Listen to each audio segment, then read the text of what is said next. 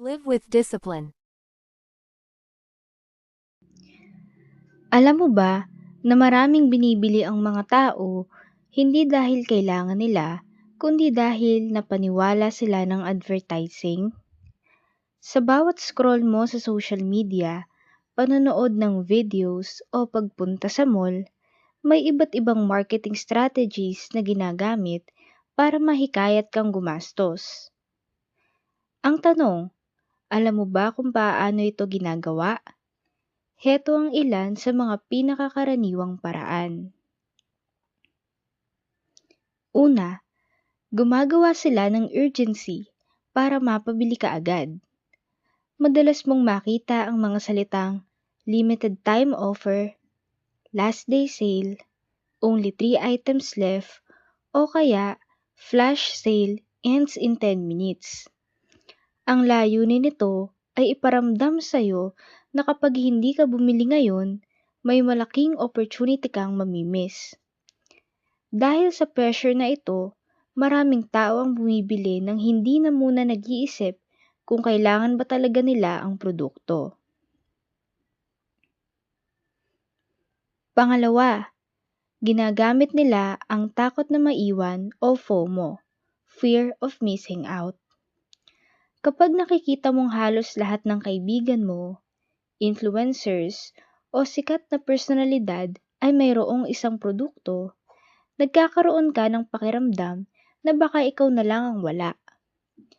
Kahit wala ka namang planong bumili noong una, naiisip mong baka kailangan mo rin ito para makasabay.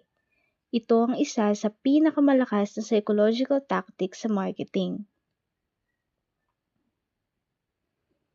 Pangatlo, pinapaniwala kang magiging mas maganda ang buhay mo kapag binili mo ang produkto. Hindi lang produkto ang binebenta ng advertisements, emosyon ang binebenta nila. Halimbawa, hindi lang sabon ang ipinapakita nila, kundi mas maputing balat at mas mataas na confidence. Hindi lang cellphone ang binebenta, kundi mas magandang lifestyle, mas maraming kaibigan, o mas maraming opportunities. Dahil dito, naiisip natin na ang pagbili ng produkto ang susi sa pagiging masaya o successful. Pang-apat, umaasa sila sa endorsements ng influencers at celebrities. Kapag ang isang kilalang tao ay gumagamit o nagre-rekomenda ng isang produkto, mas tumataas ang tiwala ng mga tao rito. Kahit hindi natin personal na kilala ang influencer, nagkakaroon tayo ng pakiramdam na mapagkakatiwalaan ang kanyang rekomendasyon. Kaya mas madali tayong mahikayat na bumili. Panglima, ginagawang mas maganda ang packaging at presentasyon. May mga pagkakataong halos pareho lang ang kalidad ng dalawang produkto, pero mas pinipili natin ang mas magandang kulay, disenyo o packaging. Dahil mas premium ang itsura nito, iniisip nating mas maganda rin ang kalidad kahit hindi naman palaging ganoon ang katotohanan.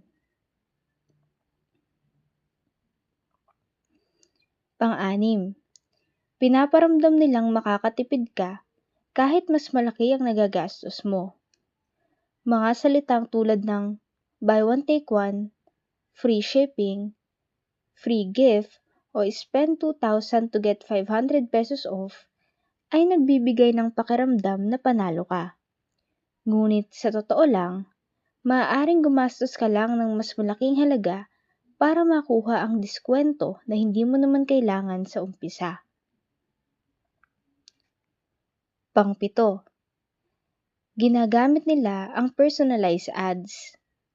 Napansin mo bang pagkatapos mong mag-search ng isang produkto, bigla na lang itong lumalabas sa iyong Facebook, TikTok, Instagram, o iba pang websites? Hindi ito aksidente. Gumagamit ang maraming platforms ng impormasyon tungkol sa iyong online activity para ipakita ang mga advertisement na mas malaki ang posibilidad na magustuhan mo. Pangwalo, pinapadali nila ang pagbili para hindi ka na magdalawang isip. one-click checkout, safe payment methods, at iba pang digital wallets ang dahilan kung bakit napakadaling bumili ngayon. Kapag mas kaunti ang hakbang para makapagbayad, mas mataas ang posibilidad na maging impulsive ang pagbili. Pangsyam, ginagamit nila ang social proof. Kapag nakita mong may label na bestseller, 10,000 sold, most popular, o libo-libong positive reviews, mas nagiging kampante kang bumili. Iniisip ng ating utak na kung maraming bumili at natuwa, malamang ay magandang produkto rin ito. Pang-10, pinapakita lang nila ang pinakamagandang bahagi ng produkto. Sa advertisements, bihira mong makita ang mga limitasyon o kahinaan ng produkto. Ang ipinapakita lamang ay ang pinakamagagandang resulta, pinakamagagandang anggulo, at pinakamasasayang karanasan upang mas mahikayat kang bumili. Hindi masama ang advertising. Sa katunayan, malaking tulong ito para makita natin ang iba't ibang produkto at serbisyo. Ngunit bilang isang matalinong mamimili, mahalagang matutunan nating kilalanin ang mga marketing strategies na ginagamit sa atin.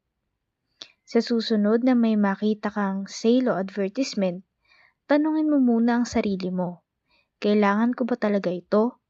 O gusto ko lang ito dahil magaling ang marketing? Tandaan, ang tunay na pag-iipon ay hindi lang tungkol sa paghahanap ng malaking diskwento. Ito ay ang pag-iwas sa paggastos sa mga bagay na hindi mo naman talaga kailangan.